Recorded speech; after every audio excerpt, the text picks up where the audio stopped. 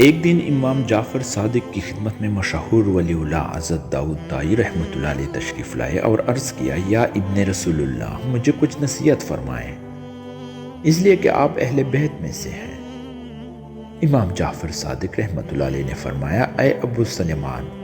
آپ اس زمانے کے بڑے زاہدوں میں سے ہیں، آپ کو میری نصیحت کی کیا ضرورت ہے؟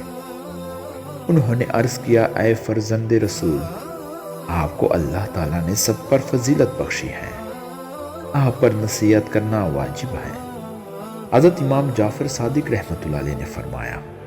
اے ابو سلیمان، میں اس بات سے ڈرتا ہوں کہ کہیں قیامت کے دن میرے جد امجد مجھ سے یہ نہ فرمائے کہ تم نے ہماری اطاعت کا حق کیوں نہیں ادا کیا، اس لیے کہ نجات کا تعلق نسب سے نہیں بلکہ اعمال صالحہ پر منحوس ہے۔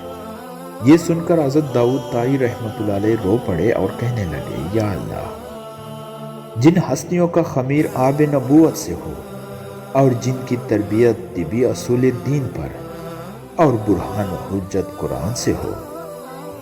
جن کے نانا رحمت للعالمین صلی اللہ علیہ وآلہ وسلم ہوں، جن کی والدہ ماجدہ زہرہ بتول رضی اللہ تعالیٰ عنہ ہو، وہ اس خوف اور حیرانی میں رکھے گئے ہیں اور اپنے اعمال کا اس شان سے محاسبہ فرما رہے ہیں، تو پھر داؤد طائی کس شمار میں ہیں؟